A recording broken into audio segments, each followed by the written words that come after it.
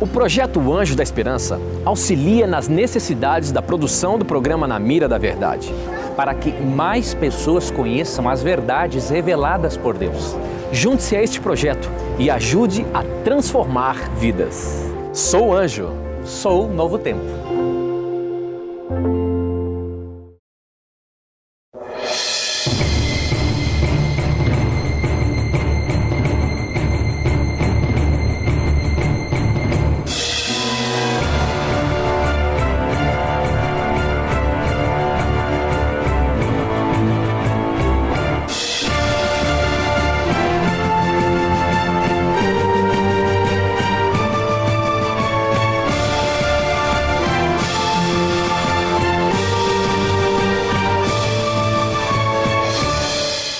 Olá amigos, estamos mais uma vez aqui no Cevisa e para a sua casa estarmos juntos estudando a Palavra de Deus.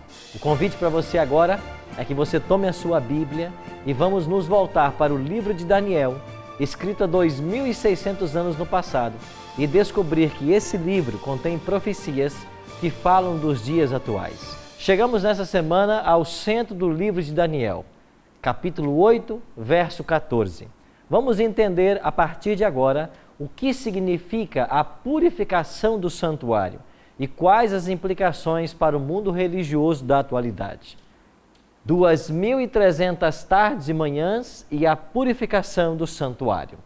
Esta é a primeira parte, porque semana que vem nós vamos terminar de compreender essa profecia. Por ser a maior profecia da Bíblia, exigirá um pouco de tempo nosso para a compreensão da mesma. Mas não vamos começar a estudar a Palavra de Deus sem antes buscar a direção do Espírito Santo. Você que nos acompanha em casa, se puder, feche seus olhos e participe conosco desta oração. Pai querido, estamos reunidos mais uma vez em torno da Tua Palavra, suplicando que o professor Espírito Santo, o mesmo que esteve com Daniel em Babilônia, para que ele escrevesse este livro, possa estar conosco agora, abrindo nossa mente à compreensão e o nosso coração à aceitação da Tua verdade, da Tua vontade para a nossa vida. Em nome de Cristo nós te oramos. Amém. Semana passada, nós começamos a estudar o capítulo 8 de Daniel e terminamos com o versículo 12. E os versos 11 e 12 dizem assim: falando do chifre pequeno, sim, engrandeceu-se até o príncipe do exército, dele tirou o sacrifício diário e o lugar do seu santuário foi deitado abaixo. E o exército lhe foi entregue com o sacrifício diário, por causa das transgressões, e deitou por terra a verdade, e o que fez prosperou. Até o versículo 12, nós temos a ação do chifre pequeno. E nós descobrimos aqui, em Daniel capítulo 8, de que esse chifre pequeno representa Roma, em suas duas fases, imperial e papal.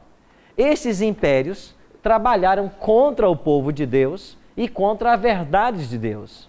E eu disse semana passada que ao longo dos séculos, uma enxurrada de tradições, de doutrinas do paganismo, vieram para o seio da igreja cristã. E a igreja cristã perdeu a sua pureza apostólica. A igreja cristã se afastou da verdade de Deus. Como está profetizado, o anticristo deitaria por terra a verdade e o que ele faria prosperaria. De fato, a mentira prosperou. E nós percebemos que hoje o mundo cristão está muito apegado a dogmas e tradições de homens e menos da palavra de Deus. Então, quando os anjos contemplaram essa situação, no versículo 13 veio uma pergunta de insatisfação de um dos seres celestiais.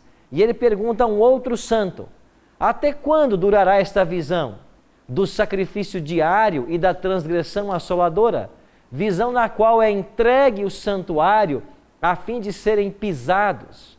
E nós explicamos de que o santuário foi pisado porque uma falsa cópia foi feita, um mecanismo falso de salvação, de perdão de pecados, aonde um homem assume o papel de Deus e pretensamente pode oferecer o perdão? Então, em resposta a essa pergunta, nós chegamos a Daniel 8,14. O outro santo responde para o santo que pergunta: até 2.300 tardes e manhãs, e o santuário será purificado. Agora nós vamos entender, essa semana e semana que vem, o que significa a purificação do santuário. Qual a implicação desta purificação para o chifre pequeno e qual a implicação desta purificação para o povo de Deus. Então chegamos ao centro do livro de Daniel. Quando se passassem 2.300 tardes e manhãs, o santuário seria purificado. Eu pergunto para vocês agora, uma tarde e uma manhã quer dizer o que na Bíblia? Uma tarde e uma manhã? Não, uma tarde e uma manhã. Um dia. Aonde nós aprendemos isso? Gênesis 1. Houve tarde e manhã, o primeiro dia, tarde e manhã, segundo dia, tarde e manhã. Tarde e manhã é a expressão que a Bíblia usa para dia. Então, quando Deus criou o mundo, primeiro veio a parte escura, chamada de tarde, 12 horas. Depois a parte clara, chamada de manhã, 12 horas. Então, o dia na Bíblia, ele começa com a tarde.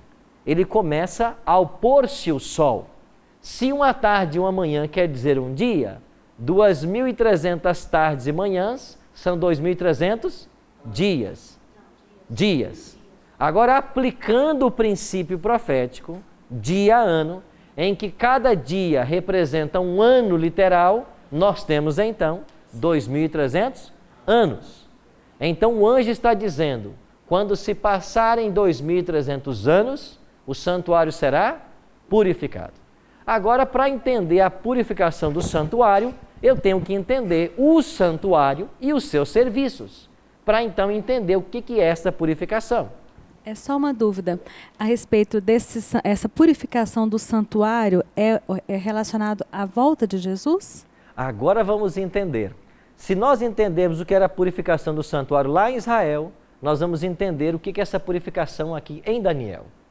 Então eu vou chegar lá. Bom, aqui está o santuário. Alguém aqui fez um desenho para tentar ilustrar, ok?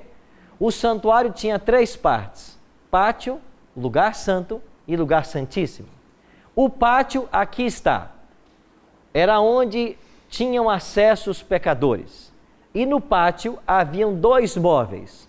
O altar de holocausto, onde os animais eram queimados depois de mortos. E além do altar de holocausto, uma pia. Esta pia continha água. E ali o sacerdote se lavava antes de entrar para dentro do santuário. Então, o primeiro setor do santuário era o pátio. Agora nós temos o lugar santo e o santíssimo. O lugar santo era onde entrava o sacerdote. E em Israel haviam vários sacerdotes. O lugar santíssimo era onde entrava o sumo sacerdote. E só havia um sumo sacerdote. Era uma função vitalícia. Só quando este morria é que se nomeavam outro sumo sacerdote. E todos os sacerdotes e sumos sacerdotes deveriam ser da família de Levi, porque os levitas eram sacerdotes, enquanto que os reis vinham da tribo de Judá. Judá era a tribo real e Levi era a tribo sacerdotal. No lugar santo você tinha 3 móveis, uma mesa com 12 pães, representando as 12 tribos de Israel, e Jesus, o pão da vida. Você tinha um altar, um candelabro com 7 lâmpadas, e essas lâmpadas eram alimentadas pelo azeite, símbolo do Espírito Santo, na Bíblia, e símbolo de Cristo, a luz do mundo. E você tinha um altar de incenso, onde incenso aromático era queimado. E esta fumaça que subia do altar passava por cima da cortina e ia para o segundo compartimento, o lugar santíssimo. E no Apocalipse é dito que esta fumaça representa as orações dos santos, que vão ao trono de Deus. Já no lugar santíssimo, eu só tinha uma mobília, a Arca da Aliança. Era uma arca feita de madeira, coberta de ouro. E dentro dessa arca estava as tábuas da lei de Deus. Deus escreveu os 10 mandamentos, segundo o Êxodo 31:18, com o seu próprio dedo, entregou a Moisés e Moisés colocou dentro dessa arca. Houve uma ocasião que aí dentro também esteve a vara de Arão, que floresceu, e um pote com maná, que era o pão que caía do céu, enquanto eles caminhavam pelo deserto. Então, em um momento da história, havia 3 objetos dentro da arca: o maná, a vara e as tábuas da lei. Mas, normalmente, só era as tábuas da lei. Então, aqui, em cima do propiciatório da arca, haviam 2 anjos esculpidos em ouro. E no meio desses anjos manifestava-se a glória de Deus, que a Bíblia vai chamar de Shekinah. Então, o que é Shekinah? É o brilho da glória de Deus, é o sinal da sua presença, dentro do Santíssimo do Santuário, em cima da Arca da Aliança. Este era o santuário. Agora, o santuário tinha 2 serviços. O primeiro era o serviço de perdão dos pecados. Isso era diário. Então, quando um israelita pecava, ele trazia um animal até o santuário. Para cada tipo de pecado, tinha um tipo de animal. Ele colocava a mão na cabeça desse animal e ele confessava o seu pecado. Depois ele pegava a faca e matava o animal. O sacerdote pegava o sangue desse animal e levava para dentro do lugar santo. E no lugar santo, ele aspergia um pouco desse sangue nas pontas do altar de incenso e também aspergia o sangue na cortina que separava o local santo do Santíssimo. Então, simbolicamente, o pecado saiu do pecador, foi para o animal e via sangue, foi para o santuário. Terminado o ritual, o meu pecado estava perdoado. E eu podia voltar para casa na certeza de que Deus me perdoou. Demir? O senhor falou para cada tipo de pecado, havia um animal? Tipo de animal. Não era só um único animal? Não. Tinha pecados que era uma pomba, tinha pecados que era uma rola, tinha pecados que era um cordeiro, tinha pecados que era uma cabra, tinha pecados que era um touro. Para cada tipo de pecado, a lei cerimonial especificava um tipo de animal. Então, isto acontecia todos os dias. E foi assim que os israelitas foram perdoados em seus pecados. Antes do santuário, como que as pessoas eram perdoadas? Também pelo sacrifício. Aonde ocorreu a primeira morte de um cordeiro? Abraão? Não. No Éden. Quem foi que matou o primeiro cordeiro? O próprio Deus. Quando ele teve que fazer uma veste de pele para Adão e Eva. Então, o próprio Deus matou o primeiro cordeiro e ensinou para Adão que ele deveria sacrificar animais como símbolo do Messias que um dia viria a morrer por ele. Abraão tornou-se conhecido por o construtor de altar, porque aonde ele acampava, ele construía um altar e sacrificava. Mas os sacrifícios, eles são anteriores ao santuário. Por quê? Porque em todo o Antigo Testamento, o perdão era oferecido com base na morte dos animais. Isto era o evangelho para eles. Então eles matavam o animal na esperança de que esse animal representava o Messias que um dia viria a morrer por eles. Demir. Então o perdão só vem através do sangue. Só. Por isso que a Bíblia declara, sem derramamento de sangue, não há o quê? Remissão de pecados. Só há perdão se houver derramamento de sangue. É assim desde o Éden. Isso era diário. Agora imagine você, todo israelita, trazendo um animal até o santuário toda vez que pecava. Imagine você, o sacerdote, aspergindo essa cortina de sangue. Precisava haver uma purificação. E essa purificação não era apenas cerimonial, era uma purificação física, que envolvia lavagem do santuário com água. E quando é que se dava essa purificação? No 10º dia do 7º mês. Então essa aqui é uma data importante que vocês têm que gravar. 10º dia do 7º mês do calendário judaico era o dia da expiação. Então a Bíblia diz que todo 10º dia do 7º mês, quem é que deveria entrar em cena? O sumo sacerdote. E o que o sumo sacerdote fazia? ele entrava no lugar santíssimo e lá, diante da arca, ele fazia um ritual para purificar o santuário. E uma vez que terminava esse ritual, os pecados daqueles últimos 12 meses estavam completamente esquecidos e perdoados. Sim. Essa data no nosso calendário atual, eles comemoram em que data que seria essa Ela data? vai alternar de ano para ano, porque nós temos ano com 29 em fevereiro, aí então de ano para ano ela alterna. No calendário judaico era fixa. O nosso vai sempre cair em setembro ou outubro, sempre nesses 2 meses. Então, o primeiro mês dos judeus é o mês da Páscoa e chamava-se Abib. Então, o mês da Páscoa era o primeiro mês. E a Páscoa sempre vai cair março ou abril, certo? Todo ano é assim, março ou abril. Então, a Páscoa é o primeiro mês dos judeus. E o 7º mês vai cair sempre em setembro ou outubro, ok? Então, no 10º dia do 7º mês, acontecia o dia da expiação. Sim, pastor?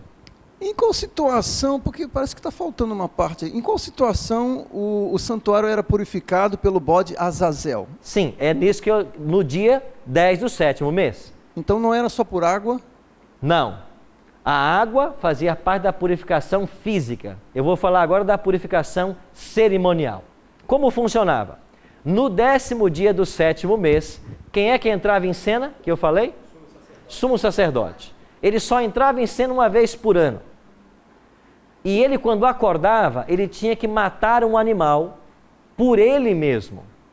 Qual era o animal que ele matava em prol dos seus próprios pecados? Um carneiro. Levítico 16 ensina isso.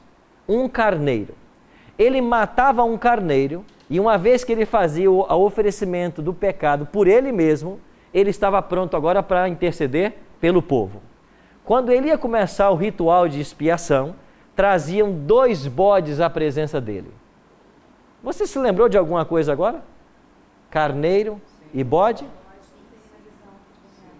Exatamente. Você entende agora por que Daniel 8 começa com um carneiro e um bode? Porque o contexto de Daniel 8 é um dia de expiação. O único dia que morria um carneiro e um bode era no dia da expiação. E quando a visão do capítulo 8, começa com um carneiro e um bode, isso é uma clara alusão de que o capítulo 8 de Daniel trata-se do cerimonial de um dia da expiação. É por isso que no verso 14 vai dizer da purificação do santuário, porque é o contexto da expiação. Esses 2 bodes vinham à presença do sumo sacerdote. Eles lançavam a sorte ali. Como a gente lança cara e coroa? Ele lançava uma sorte. Um desses bodes representaria Cristo. O outro bode representaria Satanás. A palavra hebraica que vai aparecer aí é Azazel, que não foi traduzida para o português. Então, um bode representava Cristo e o outro era para Azazel. Esse bode que representava Cristo, ele era sacrificado. O sumo sacerdote pegava o sangue desse bode e ia até o Santíssimo. E com o sangue desse bode, ele fazia a purificação do santuário. Era uma purificação ritual. Então, uma vez que ele terminava o ritual de purificação, ele purificava o local santíssimo, ele purificava o local santo, ele purificava o pátio. Então, se todo dia o pecado entrava para dentro do santuário e o contaminava, no dia da expiação, o pecado tinha que sair do santuário. Por isso, ele primeiro começava pelo Santo dos Santos, ou Santíssimo. Depois vinha para o Santo, depois ia para o pátio. Quando ele terminava essa expiação, e você podia ler comigo esse verso, porque isso aqui é chave. Levítico capítulo 16, é o capítulo que explica todo o dia da expiação. Olhe com muita atenção o verso 20. Levítico 16, 20. Página 85, bem no início da Bíblia aí. Página 85, bem no início da Bíblia. Levítico 16, 20, diz assim: havendo, pois, acabado de fazer a expiação pelo santuário, pela tenda da congregação e pelo altar, então o que acontecia? Quando é que esse bode para Azazel, que eu disse que tipifica Satanás, entrava em cena? Terminada a expiação. Por que que esse bode só pode entrar em cena uma vez que terminou a expiação? Porque Satanás não pode expiar pecados. E se esse bode representa Satanás, ele não pode ter participação na expiação. Então Satanás não pode perdoar pecados, porque ele não derramou sangue para isso, porque ele não é santo para ocupar o lugar de ninguém. Agora o sumo sacerdote colocava a mão sobre a cabeça desse bode Azazel e transferia esses pecados para o bode, e ele era levado para o deserto por mão de alguém. Alguém levava esse bode para o deserto e lá esse bode era solto. E lá ele morria de fome ou sede. E esse bode sendo levado para o deserto é uma tipificação, é um tipo de Satanás preso por 1000 anos antes de ser destruído, segundo o Apocalipse capítulo 20. Você sabe que Satanás vai ficar preso por 1000 anos? Esse é um tema do Apocalipse, mas quando Cristo voltar, Satanás será acorrentado e ele vai ficar preso por 1000 anos. Então esse bode no deserto representa a prisão de Satanás. E assim como o bode morria no deserto, depois de 1000 anos, Satanás será destruído. Nós iremos para um breve intervalo e assim que voltarmos, vamos dar continuidade ao tema de hoje. Eu espero por você.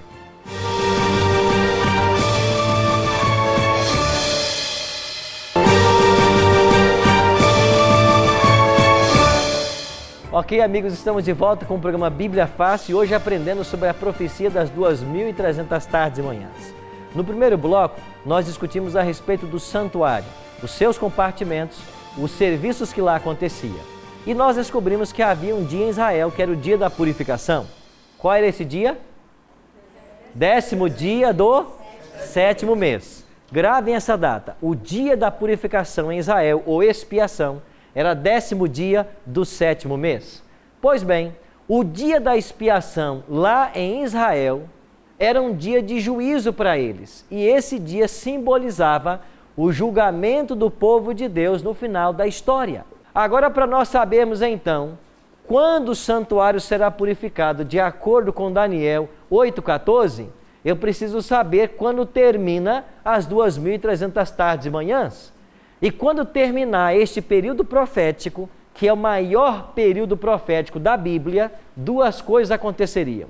Primeira, começaria o juízo de Deus, porque o dia da expiação era juízo para Israel. Então é juízo para o povo de Deus. Segundo, lembra que o chifre pequeno havia deitado a verdade por terra? E que quando se passassem os 2.300 anos, essa situação mudaria? Ou seja, a verdade de Deus, deitada por terra pelo chifre pequeno, ela deveria ser restaurada. Então, no final de 2.300 anos, eu devo esperar dois eventos, um no céu e um na terra. No céu, o início do juízo do povo de Deus, o dia da expiação. Na terra, a verdade sendo restaurada como uma ação contra a obra do anticristo. Com essas duas coisas em mente, eu tenho que entender agora como que eu chego lá. Já descobrimos que 2.300 tardes e manhãs significam 2.300 anos literais. E eu já dei para vocês Números 14, 34 e Ezequiel 4, 6 e 7, esse princípio profético dia-ano. Vamos então agora ver qual é a explicação que o anjo deu para Daniel da profecia. Daniel 9, verso 24. O anjo Gabriel está falando com Daniel e ele diz assim: 70 semanas estão determinadas sobre o teu povo. Eu pergunto agora, quem é o povo de Daniel? Judeus. Então 70 semanas estão determinadas sobre os judeus. Em profecia, quanto que significa 70 semanas? 70 semanas. 490 anos, certo? Eu tenho que multiplicar 70 semanas por 7, porque cada semana tem 7 dias. Então o anjo Gabriel disse assim: Daniel, Deus vai dar para o seu povo 490 anos de oportunidade. Para quê? Continue o verso comigo. Cessar a transgressão, dar fim aos pecados, expiar a iniquidade, trazer a justiça eterna, selar a visão e ungir o Santo dos Santos. Em síntese, 490 anos para que a nação judaica se arrependa dos seus pecados. Porque vocês estão vivendo no pecado e vocês têm que se arrepender. Se vocês não se arrependerem, vocês perderão o privilégio de ser o povo de Deus. Agora, hoje nós vamos estudar a profecia das 70 semanas. E semana que vem, nós vamos completar o gráfico dos 2.300 anos e entender a purificação do santuário. Para que eu descubra quando começam os 2.300 anos e quando começa as 70 semanas, eu tenho que saber qual é o evento que marca o início. E o anjo vai dizer qual é o evento em Daniel 9:25. Olha o que diz o anjo para Daniel. Sabe e entende, desde a saída da ordem para restaurar e para edificar Jerusalém, até ao ungido, ao príncipe. Quem é o príncipe, amigos? Jesus. Quanto tempo vai se passar desde a saída da ordem para restaurar e edificar Jerusalém até o príncipe? 7 semanas e 62 semanas. O anjo quebrou mais uma vez a profecia. E então acompanhe comigo com muita atenção o gráfico. 490 anos foram dados para o povo judeu. E se eu sair do decreto para restaurar e edificar Jerusalém, eu tenho que partir de 457 a.C. O primeiro decreto do livro de Esdras foi promulgado por Ciro. E qual foi esse decreto? Autorizando os judeus a voltarem para Jerusalém depois que ele derrotou Babilônia. Esse é o primeiro decreto. Vá agora para o capítulo 6. Qual é o decreto do capítulo 6? Quem promulgou o decreto de Esdras 6? Dario. Lembra de Dario? Só que esse Dario aqui não é o anterior a Ciro. É um outro Dario que veio depois de Ciro, chamado também Dario I. Então você tem um Dario que se assenta no trono com 62 anos, quando a Medo-Pérsia vence a Babilônia, depois reina Ciro, depois vem outros reis e em algum momento chega um tal de Dario. Esse Dario, ele é posterior a Ciro e ele vai emitir o segundo decreto. E olha agora para o capítulo 7. Qual é o terceiro decreto aí de Esdras capítulo 7? Qual é o rei agora aí no capítulo 7? Artaxerxes. Agora leia comigo Esdras 6:14. Esdras 6:14. Os anciãos dos judeus iam edificando e prosperando em virtude do que profetizaram os profetas Ageu e Zacarias, filho de Ido. Edificaram a casa e a terminaram, segundo o mandato de quem? Do Deus de Israel. E segundo o decreto de quem? Ciro. De mais quem? De mais quem? Por que eu não posso pegar nem o primeiro decreto nem o segundo? Porque os 3 decretos foram cumulativos. E finalmente, a ordem para restaurar e edificar Jerusalém, tanto civil quanto política, só veio de Artaxerxes. Aqui, Esdras capítulo 7. E quando eu vou para a história, em busca da data desse decreto, hoje eu posso provar matemática, histórica, astronômica e cronologicamente que esse decreto foi promulgado no ano 457 a.C.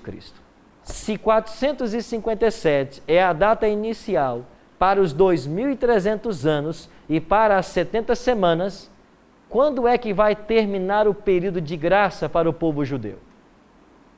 Ano 34. Porque se eu viajar 457 mais 490 anos, eu chego até o ano 34. Agora, o anjo explicou assim para Daniel. Sabe e entende, Daniel 9, 25. Desde a saída da ordem para restaurar e edificar Jerusalém, até o ungido, o príncipe, que é Cristo, vão se passar quanto tempo? 7 semanas e mais o quê? 62 semanas. Após o decreto, 49 anos, a cidade ficou finalmente pronta. A sua reconstrução civil no ano 408. Após 434 anos ou 62 semanas, nós chegamos ao ano 27. E o que aconteceu no ano 27? Jesus foi batizado. E quando é que Cristo se tornou o ungido? No batismo. Porque é quando ele se batiza que o Espírito Santo desce sobre ele em forma corpórea de pomba. Então a profecia das 70 semanas, ela está dizendo a data exata do batismo de Jesus. Agora o anjo continua. Daniel 9, 27. Leia comigo aí. Voltando para Daniel, capítulo 9, verso 27. Olha o que diz o anjo a Daniel. Ele quem? Jesus, o Messias, fará firme aliança com muitos por quanto tempo? Uma semana. Então olha comigo aqui o gráfico. Se nós estamos no ano 27, que é o ano do batismo de Cristo, e ele vai fazer aliança com muitos por uma semana, 7 anos, quando é que termina essa aliança de Cristo? 34. Porque 27 mais 7 são 34. Então Cristo faria uma aliança com os judeus por 7 anos. Ou seja, quando Cristo se batiza, quanto tempo de graça ainda tem os judeus? 7 anos. E Cristo agora, qual é a orientação que Jesus deu aos discípulos em Mateus capítulo 10, versos 8 a 11? Eu não entreis em cidade de samaritanos, não busqueis os gentios, mas procurai de preferência as ovelhas perdidas da casa de Israel. Por que Jesus mandou que os discípulos priorizassem os judeus? Porque só tinha mais 7 anos de oportunidade para eles. Agora Cristo, ou a profecia vai e diz assim, ele fará firme aliança com muitos por quanto tempo? Uma semana. Mas, continua o texto, na metade da semana fará cessar o quê? Olha que interessante. Jesus faria aliança por 7 anos, mas na metade da semana, ou seja, 3 anos e meio, ele fará cessar o sacrifício contínuo e a oferta de manjares. O que é sacrifício contínuo? É a morte dos animais no santuário. Todos os dias, por isso era contínuo. Então, todos os dias se levava animal até o santuário.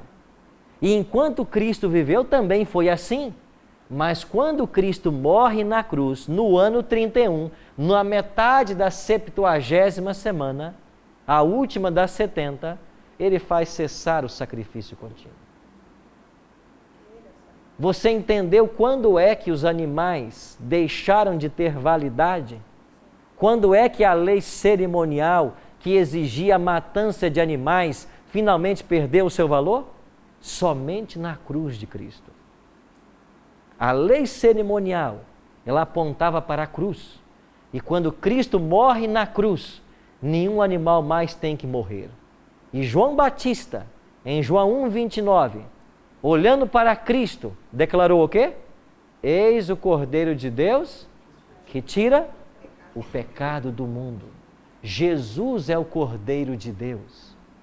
Você percebe que a profecia se centraliza em Cristo? Nos primeiros 3 anos e meio, o próprio Cristo pregou para os judeus. Ele foi atrás da nação. O que eles fizeram com ele? Crucificaram. Quantos anos faltavam ainda de graça para os judeus? 3 anos e meio. E nesses 3 anos e meio, os discípulos pregaram para os judeus. E qual foi o último apelo do povo de Deus, dos mensageiros de Deus, à nação judaica? Um sermão pregado por um diácono da igreja primitiva, chamado Estevão, Atos capítulo 7. E quando Estevão, em Atos capítulo 7, ele faz o seu último sermão, porque ele estava sendo acusado pelos judeus, ele diz assim para os judeus: vocês mataram o autor da vida, vocês mataram o Messias, vocês devem se arrepender. E o que eles fazem com Estevão? Eles apedrejam Estevão. Em que ano Estevão foi apedrejado? No ano 34. Exatamente 490 anos depois do decreto de Artaxerxes, rei da Pérsia. Pastor Carlos. Pastor, nós entendemos então que esse ciclo se fecha na morte de Estevão. Sim, os 490 anos se fecham na morte de Estevão. Ou seja, de Estevão para cá, a nação de Israel não é mais a nação escolhida. Quem é povo de Deus agora? Quem é o Israel espiritual? Todo aquele que aceita a Cristo como seu Salvador. Agora olha um detalhe precioso da Bíblia. Quando Estevão é apedrejado no ano 34, as vestes dele, diz a Bíblia, foram deixadas aos pés de quem? Saulo, que depois se converteu em Paulo. E Paulo se converteu em apóstolo de quem? Dos gentios. No dia que morre o último representante de Deus, Deus já tem ali o homem escolhido para levar o evangelho a toda a terra. E Paulo tornou-se o apóstolo dos gentios. E o que é que Paulo escreveu em Colossenses 1:23? No dia dele, o evangelho atingiu a toda criatura debaixo do céu. Nos dias de Paulo, Colossenses 1:23, o evangelho atingiu a toda criatura debaixo do céu. Ou seja, Deus nunca deixou o seu povo sem aviso. Mas a partir do ano 34, o judeu pode ser salvo como indivíduo. Ele não é mais a nação escolhida. Por quê? Porque foi dado para a nação 490 anos e eles crucificaram a Cristo. E eu queria que você entendesse a beleza da profecia agora, porque agora chegamos no clímax. Olha que interessante. Nós temos o período maior de quantos anos? Eu já viajei com os judeus 490. Me faltam quantos? Eu estou em que ano até agora? Se eu viajar então mais 1810 anos, eu vou chegar em que ano? Qual é o ano da purificação do santuário? Pronto, eu cheguei ao ano. 1844 é o ano da purificação do santuário. O que aconteceu em 1844? Só semana que vem. Mas hoje, eu queria que você entendesse a beleza dessa profecia. E sabe qual é a beleza? Olha aqui um detalhe. João Batista declarou: eis o Cordeiro de Deus que tira o pecado do mundo. Abra sua Bíblia em Êxodo capítulo 12. Êxodo capítulo 12. O que temos em Êxodo capítulo 12? 12:1. 48. A instituição da Páscoa. A Páscoa foi instituída no dia em que Deus libertou o seu povo de Israel. E isto prefigura a libertação final do povo de Deus. Agora, a Páscoa, quando foi instituída, cada família tinha que separar um cordeiro para si. A pergunta é: que dia o cordeiro deveria ser separado? Olha o verso 3. Falai a toda a congregação de Israel, dizendo: aos 10 desse mês, cada um tomará para si um cordeiro segundo a casa dos pais, um cordeiro para cada família. Qual era o dia que o cordeiro deveria ser separado? 10º dia. De qual mês? Não, nós estamos falando da Páscoa. 7º mês é dia da expiação. Olha o versículo 1. Não, verso 2. Este vos será o principal do mês. Será o quê? Então, o primeiro mês dos judeus é o mês da Páscoa. Eu disse para vocês que eles chamavam de Abib. Em que dia do primeiro mês o cordeiro era separado? 10º dia. Agora olha o verso 6. E o guardareis até que dia? 14º dia. E todo o ajuntamento da congregação de Israel o imolará. Que horas? No crepúsculo da tarde. Preste atenção. O cordeiro pascal era separado no dia 10 e era sacrificado no dia 14. Que horas? Ao crepúsculo da tarde. À tardinha. Entre as tardes, antes do pôr do sol. Esta carne desse cordeiro tinha que ser assada. Eles tinham que preparar pães asmos, ervas amargas. Então estava pronta a ceia para a Páscoa. Quais eram os ingredientes da Páscoa? A carne do cordeiro assado, pães asmos e ervas amargas. Enquanto se preparava tudo isso, dava o pôr do sol, porque o cordeiro tinha que morrer antes do pôr do sol. E eles só comiam a carne desse cordeiro no dia seguinte, biblicamente falando. Certo? Porque deu o pôr do sol, começou outro dia. Então a carne só era comida no 15º dia. Certo? Nós estamos aqui na última semana de Cristo. Quando é que Jesus Cristo se separou como Cordeiro Pascal? Ele tinha que se separar no dia 10, que foi o domingo anterior à crucifixão. Quando é que Jesus se separou para o sacrifício no dia 10? O que aconteceu no domingo, dia 10 de Abib, do ano 31? Jesus entrou montado num jumentinho em Jerusalém. Os católicos celebram todo ano o domingo de Ramos. Por que eles celebram o domingo de Ramos? Porque Jesus entrou em Jerusalém montado num jumentinho e as pessoas colocaram ramos à beira da estrada. Quando todo mundo esperava que ele fosse ser coroado, porque assim chegavam os reis para a coroação, segundo o ritual do Antigo Testamento, Jesus simplesmente desapareceu. Ele não aceitou ser coroado. E por que é que Jesus desapareceu? Porque ele estava se colocando à parte como o Cordeiro. A segunda-feira foi dia 11. A terça, 12. Quarta, 13. Quinta, 14. Na quinta-feira, Jesus falou assim para os discípulos: vão e preparem a Páscoa. Jesus preparou a Páscoa com os discípulos e na noite de quinta, eles estavam no cenáculo, certo? Ali estava o Cordeiro Pascal morto, que os discípulos tinham matado antes do pôr do sol. E pela primeira vez, o tipo encontrou o antítipo. O Cordeiro morto encontrou o Cordeiro vivo. E na noite da ceia, Cristo fez a transição das economias de salvação. Se até aqui todo o povo era salvo por crer nesse Cordeiro, a partir de agora, eles vão ser salvos por crerem em mim, como Cordeiro de Deus. Terminou a ceia, Jesus foi para o Getsêmani. Interessante que Jesus se separou no dia 10 e no dia 14 o Cordeiro deveria ser morto. Jesus foi já na noite daquele dia para o jardim. Judas chegou e beijou a Cristo. Que horas Judas chegou e beijou a Cristo? Ele entrou em Jerusalém no dia 10.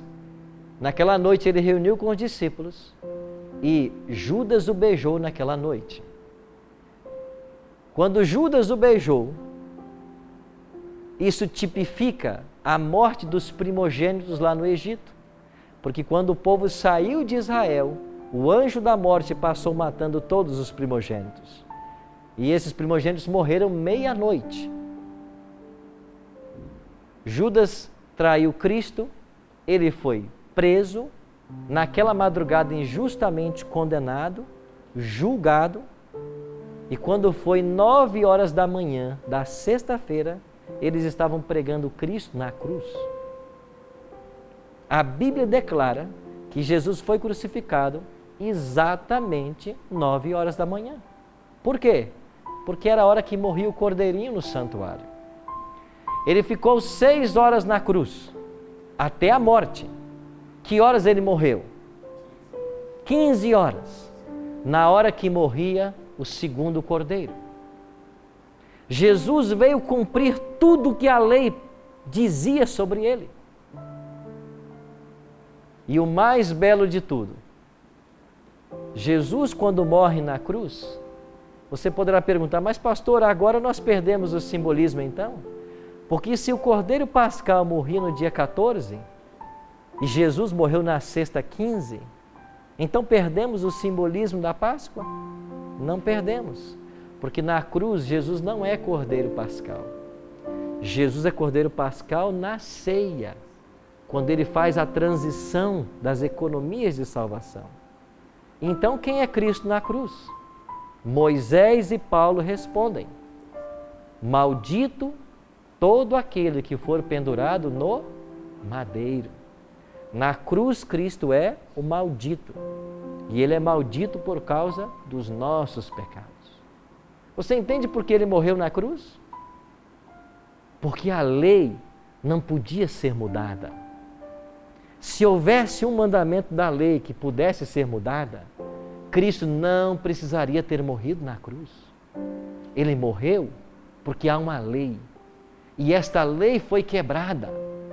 E para romper este pecado e dar uma segunda chance, ele teve que pagar em seu corpo o pecado de Adão e Eva e o nosso pecado. Aquela cruz tinha as nossas dimensões.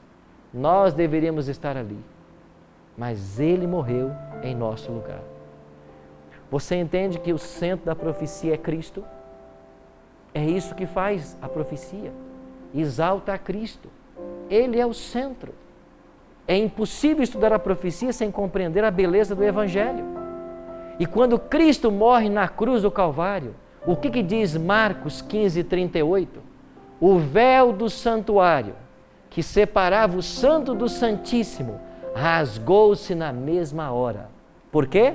Porque toda a lei cerimonial que apontava para o Messias encontrou o seu cumprimento. E a partir daquela sexta-feira, dia 15 de Abib, do ano 31, eu não tenho mais que matar cordeiros. Eu tenho que ir a Cristo pela fé no santuário celestial, onde hoje Ele está intercedendo por todos nós. Eu queria que você pensasse nisso agora, enquanto nós vamos ouvir essa música. Quanto amor teve Cristo? Sabe por quê? Porque nós somos preciosos aos olhos de Deus.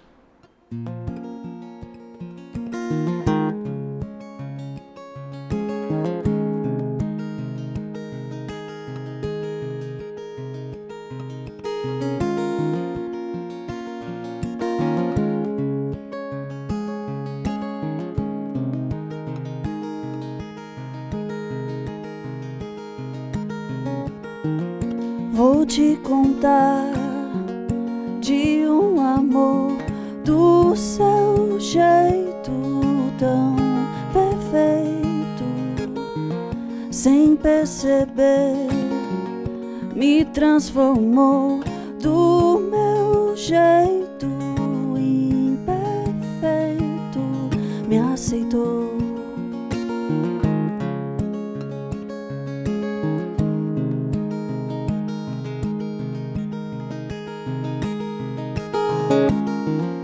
Foi só deixar ser o que sou toda vez que errei. Ele me perdoou.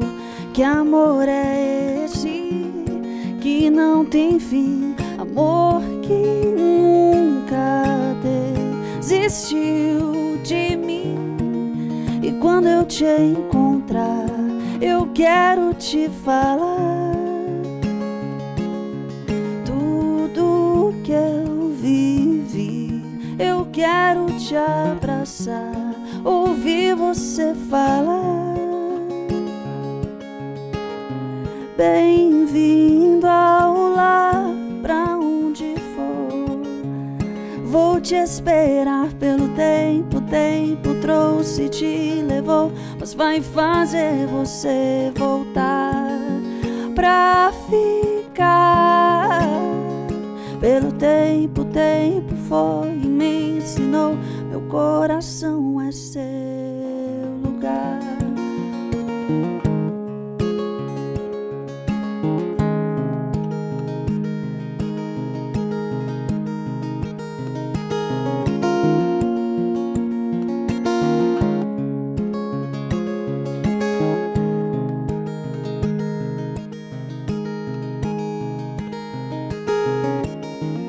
Foi só deixar ser o que sou toda vez que errei. Ele me perdoou.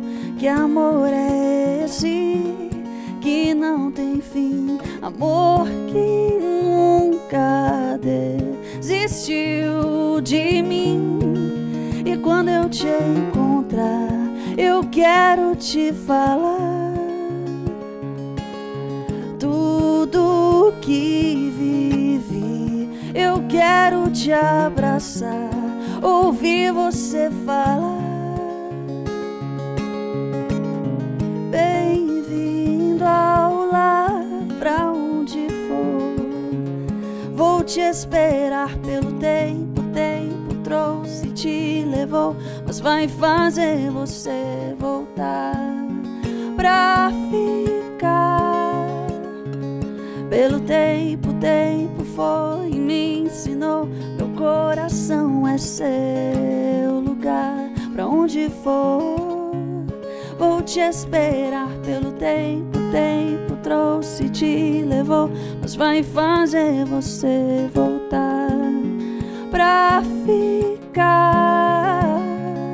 Pelo tempo, o tempo foi e me ensinou, meu coração é seu lugar.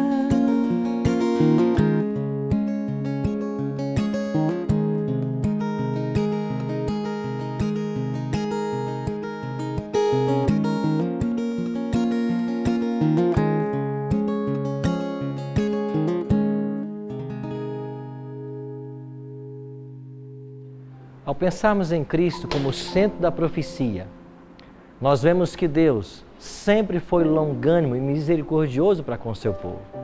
Ao povo de Israel foram 490 anos de oportunidade, mas eles deixaram passar essa oportunidade. Não se arrependeram, perderam o privilégio de ser a nação de Deus. E agora Cristo levanta a igreja cristã da própria cruz e através da igreja cristã, Ele espera que o seu evangelho atinja toda criatura, preparando o mundo para a sua volta. Hoje acontece a mesma coisa. Existe uma porta aberta no céu, pela qual eu e você podemos entrar. Cristo declarou de que essa porta está aberta e quando Ele abre, ninguém pode fechar, mas quando Ele fecha, ninguém pode abrir. Há um momento limite para a humanidade.